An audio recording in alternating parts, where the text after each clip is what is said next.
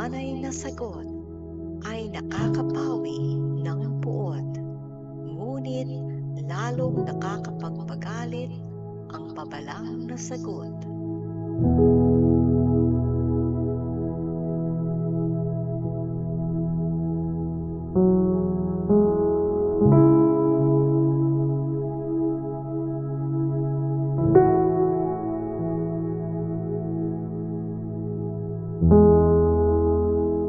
Ang salita ng taong marunong ay nagpapahiwatig ng karunungan, ngunit ang salita ng hangal ay nagpapakita ng kahangalan.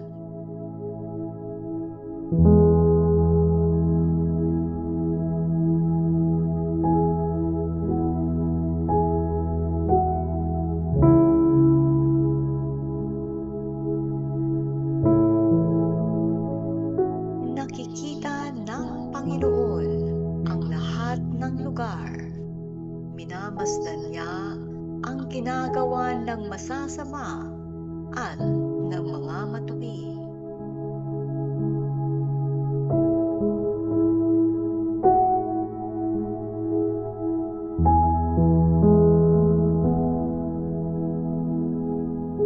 Ang malumanay na pananalita ay nakapagpapasigla ng kalooban ng tao, ngunit ang masakit na salita ay nakakasugat ng puso.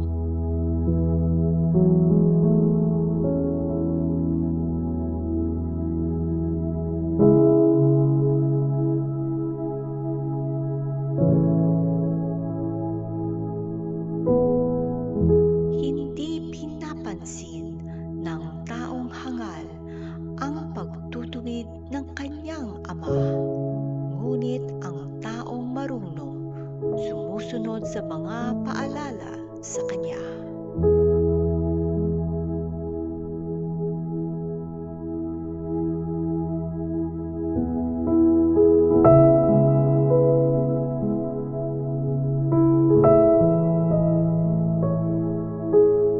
Dadami ang kayamanan sa tahanan ng mga matuwid, ngunit anumang pag-aari ng masasama ay mawawala.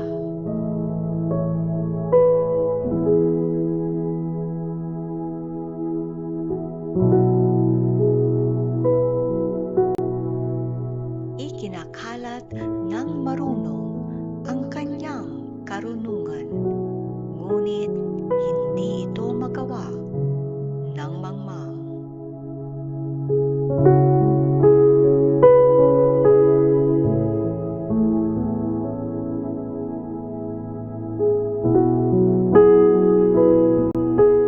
Kasuklam-suklam sa Panginoon ang handog ng masasama, ngunit kalugod-lugod sa Kanya ang panalangin ng mga matuwid.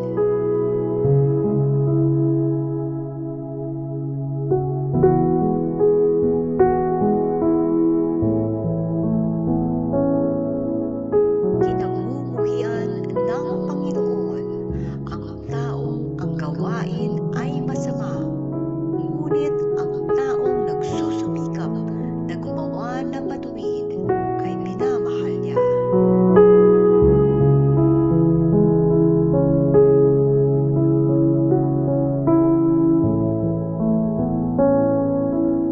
Minamasama ng taong naliligaw ng landas kapag itinutuwid siya.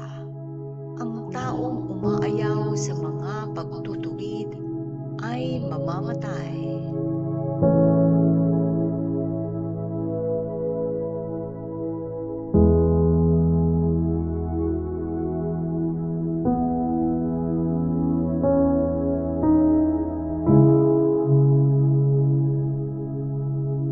Kung alam ng Panginoon ang nangyayari sa daigdig ng mga patay, lalo namang alam niya ang nasa puso ng mga buhay.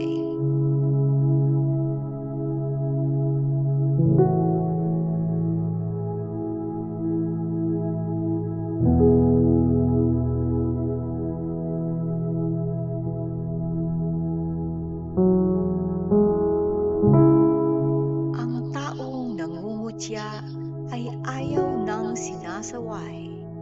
Ayaw ding tumanggap ng payo mula sa taong may karunungan.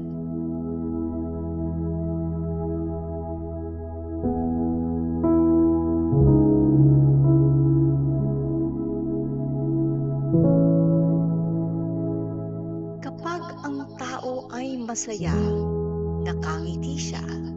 Ngunit kapag ang tao ay malungkot, mukha niya ay nakasimangot.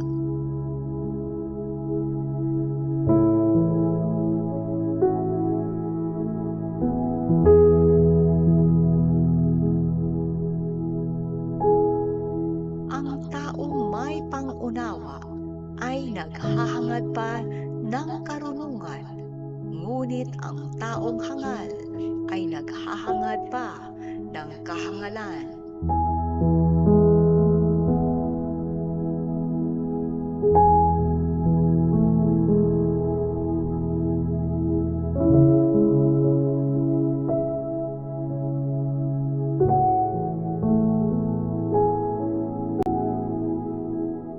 Ang buhay ng mga dukha ay palaging mahirap, ngunit kung makokontento lang sila, ay palagi silang magiging masaya.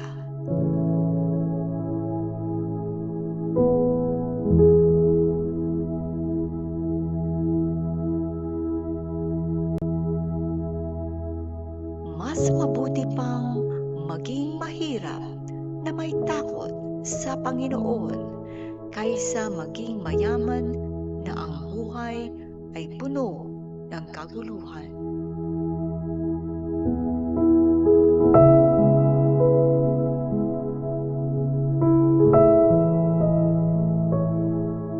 Mas mabuti pa ang mag-ulam ng kahit gulay lang, pero may pagmamahalan, kaysa sa mag-ulam ng karne, pero may alitan.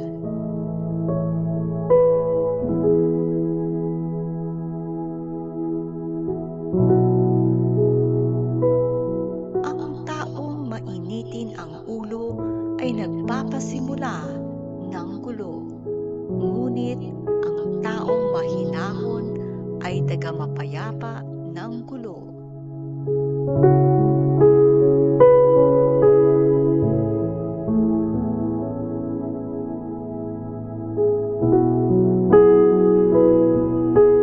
Kung ikaw ay tamad, buhay mo ay maghihirap.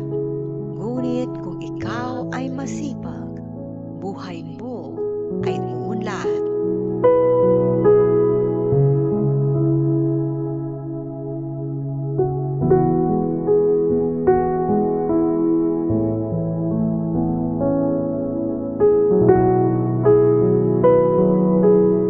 Ang anak na marunong ay ligaya ng magulang, ngunit ang anak na hangal ay hinahamak ang magulang.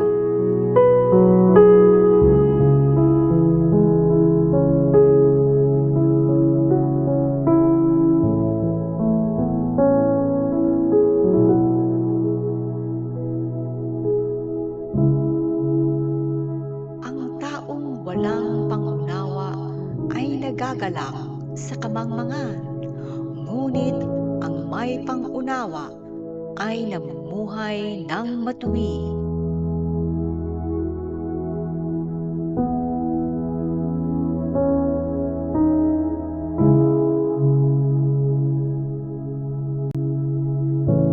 Mabibigo ka kapag hindi ka humihingi ng payo tungkol sa iyong mga pinaplano.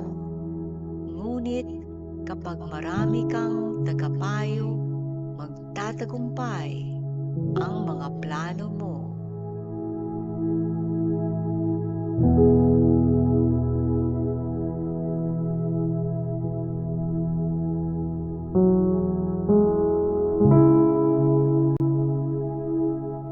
Nagagalak ang tao kapag akma ang sagot niya. Mas nagagalak siya kung nakakasagot siya sa tamang pagkakataon.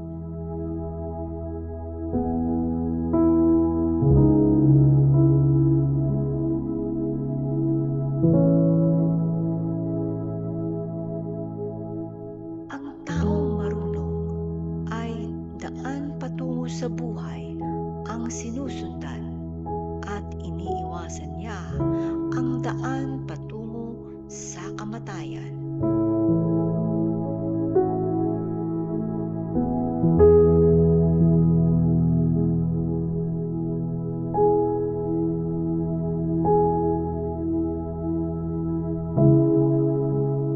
Wawasakin ng Panginoon ang bahay ng hambog, ngunit iingatan niya ang lupain ng byuda.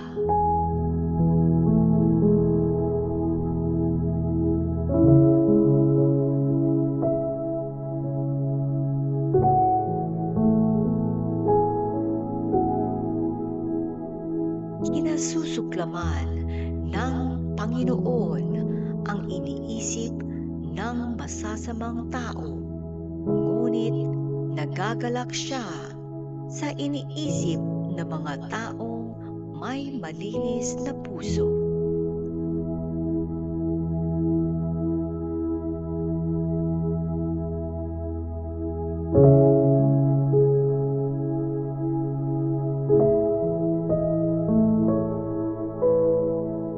Ang taong yumaman sa masamang paraan ay nagdudulot ng kaguluhan sa kanyang sambahayan. Mabubuhay naman ng matagal ang taong hindi nasusuhulan.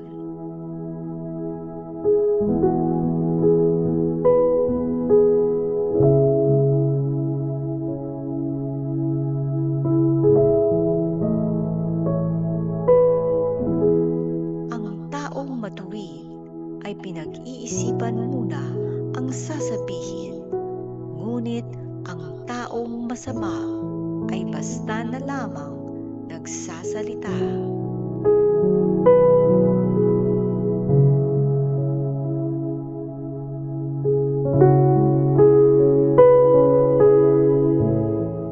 Malayo ang Panginoon sa masasama, ngunit malapit siya sa mga matuwid at pinapakinggan niya ang kanilang dalangin.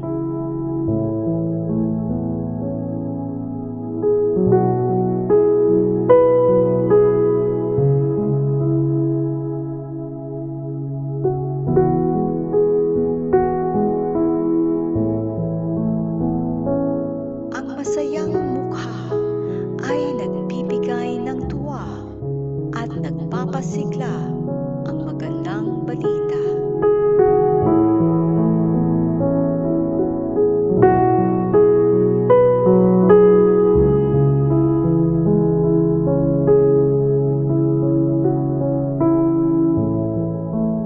Ang taong nakikinig sa mga turo ng buhay ay maibibilang sa mga marurunong.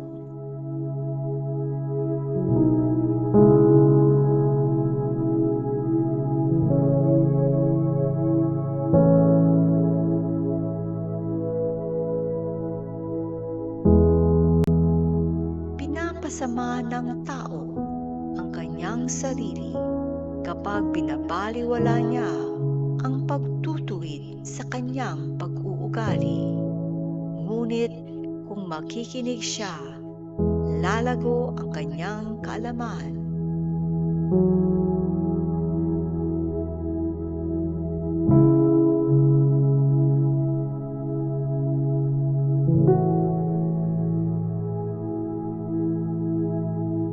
Ang takot sa Panginoon ay nagtuturo ng karunungan, at ang nagpapakumbaba ay pinaparangalan.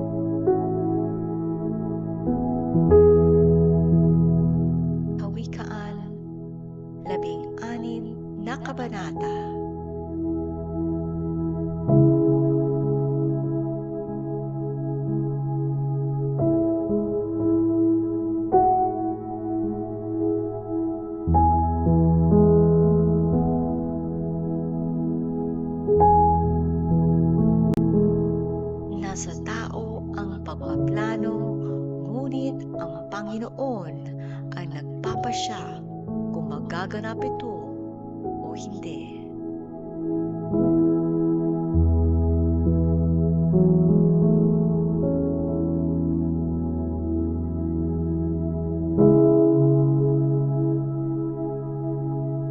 Inaakala natin na tama ang lahat ng ating ginagawa, ngunit ang Panginoon lang ang makakapaghusga kung ano talaga ang ating motibo.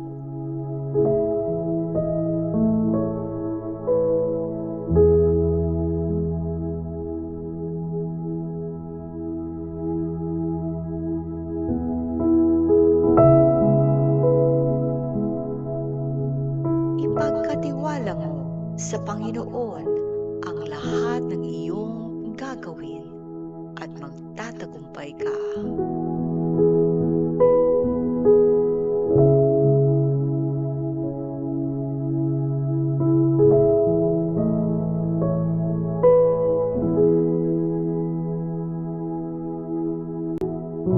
Ang lahat ay nilikha ng Panginoon na mayroong layunin, kahit na nga ang masasama, itinalaga sila para sa kapahamakan.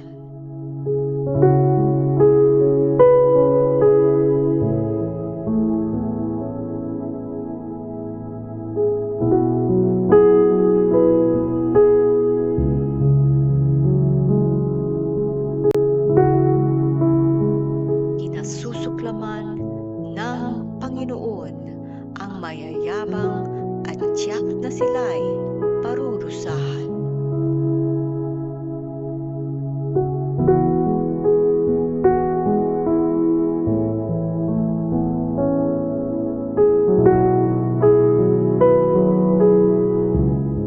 Kung minamahal natin ang Panginoon ng may katapatan, patatawarin niya ang ating mga kasalanan. Kung may takot tayo sa Kanya ng may paggalang, makalalayo tayo sa kasamaan.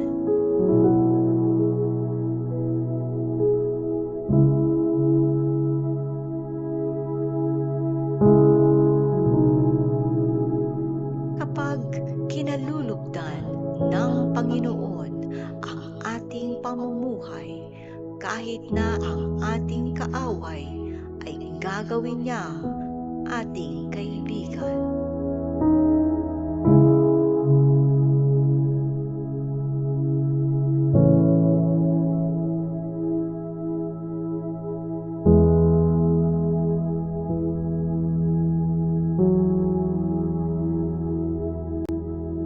Mas mabuti ang kaunting halaga na pinaghirapan kaysa sa malaking kayamanang galing sa masamang paraan.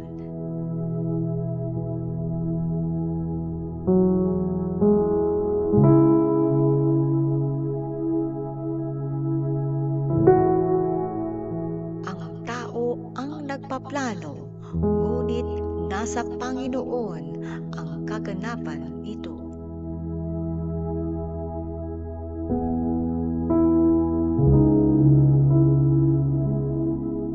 Ang haring pinapatnubayan ng Panginoon, palaging tama ang paghatol. Ayaw ng Panginoon ang dayaan sa kalakalan.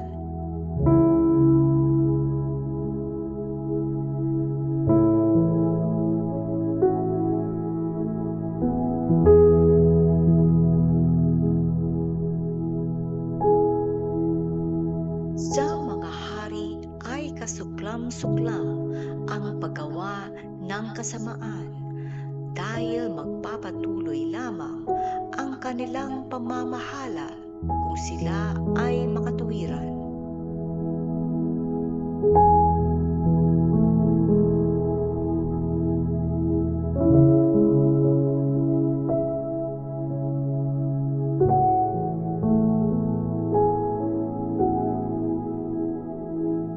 Nalulugod papuri sa mga taong hindi nagsisinungaling. Minamahal nila ang mga taong nagsasabi ng katotohanan.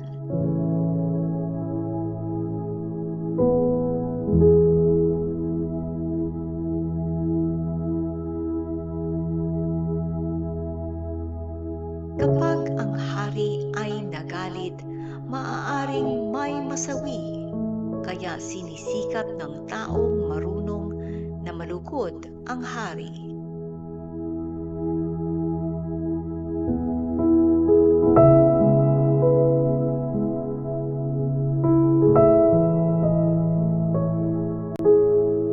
Hindi pinapatay ng hari ang taong sa kanya ay kalugod-lugod. Pinakikitaan niya ito ng kabutihan, gaya ng ulan sa panahon ng tagsibol.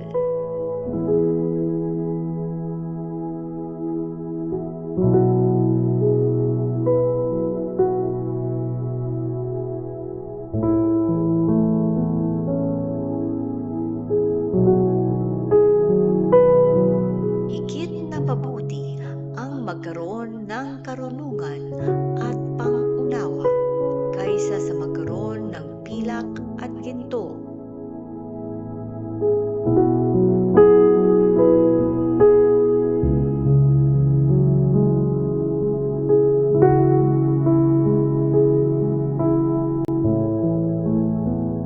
Ang namumuhay ng matuwid ay lumalayo sa kasamaan, at ang nag-iingat ng kanyang sarili ay nalalayo sa kapahamakan.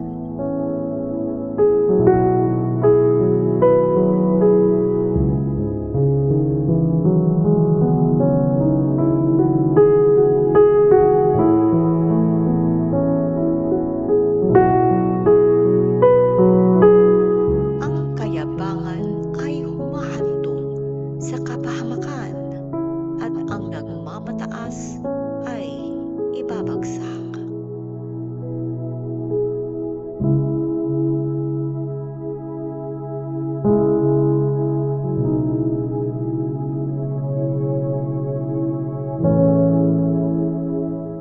Higit na mabuti ang mamuhay ng may pagpapakumbaba kasama ang mahihirap kaysa sa mamuhay kasama ng mayayabang at makibahagi sa kanilang pinagnakawan.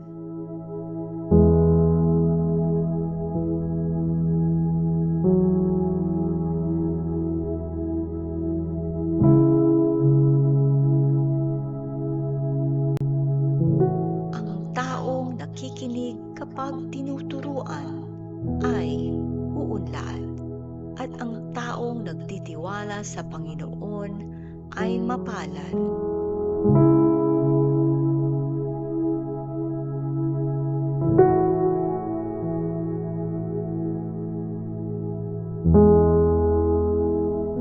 Ang marunong ay kinikilalang may pangunawa, at kung siya'y magaling magsalita, marami ang matututo sa kanya.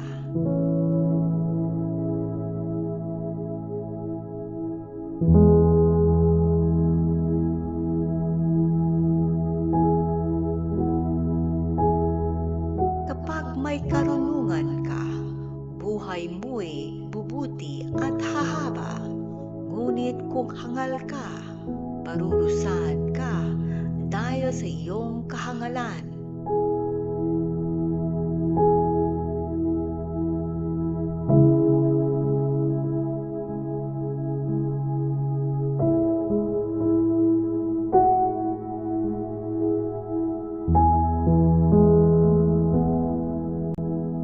Ang taong marunong ay nag-iingat sa kanyang mga sinasabi, kaya natututo ang iba sa kanya.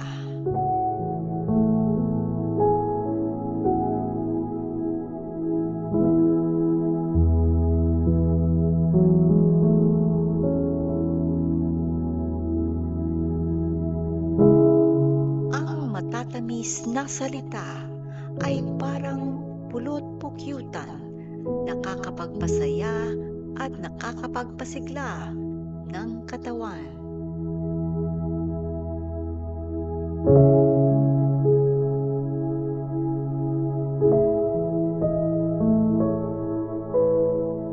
Maaaring iniisip mo na nasa tamang daan ka, ngunit ang dulo pala nito ay kamatayan.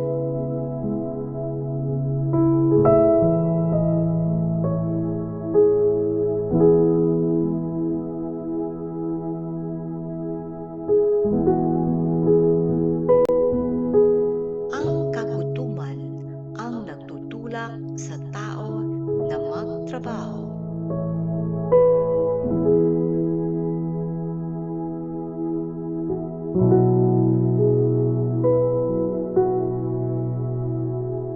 Ang taong masama ay nag-iisip ng kasamaan at ang bawat sabihin niya ay parang apoy na nakakapaso.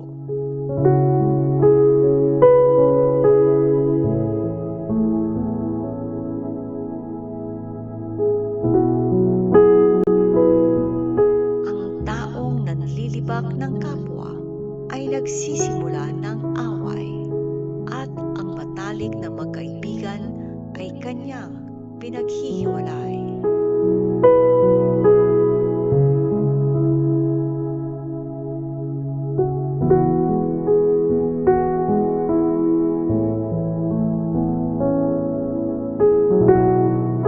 Ang taong nabubuhay sa karahasan ay nanghihikayat ng kanyang kapwa sa kasamaan.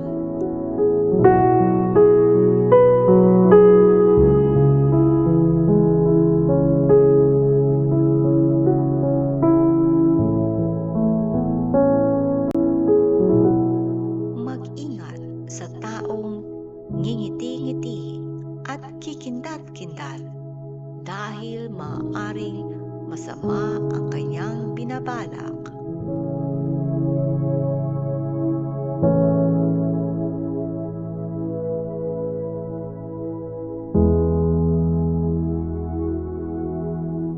Ang katandaan ay tanda ng karangalan na matatanggap ng taong namumuhay sa katuwiran.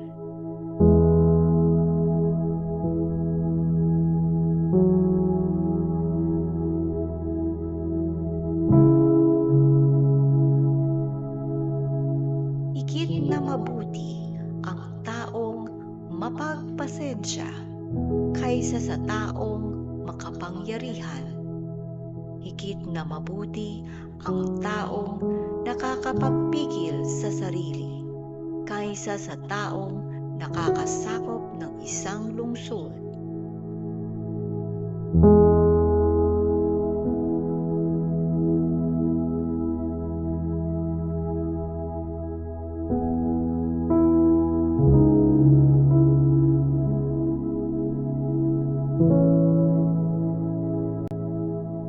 Nagpapalabunutan ang mga tao upang malaman kung ano ang kanilang gagawin.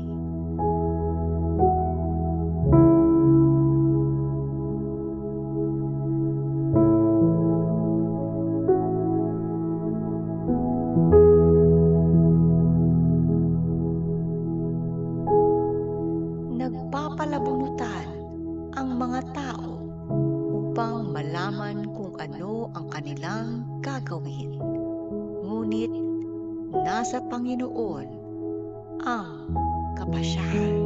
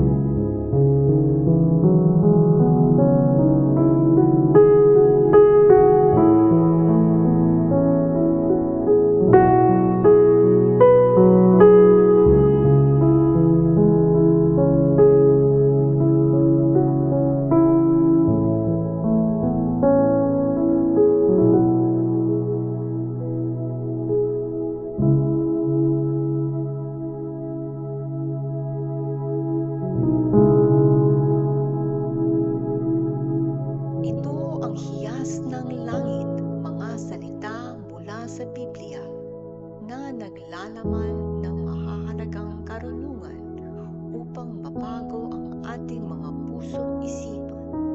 Ito ang nagbibigay gabay upang mahanap natin ang tamang landas sa buhay. Ang katotohanan na nagmumula sa salita ng Diyos ang siyang nagbibigay ng kaliwanagan sa ating mga katanungan tungkol sa buhay at kamatayan. Ito ang magpapalaya sa atin mula sa kawalan ng pag-asa at nagdudulot ng pagpapagaling sa ating mga kaluluwa.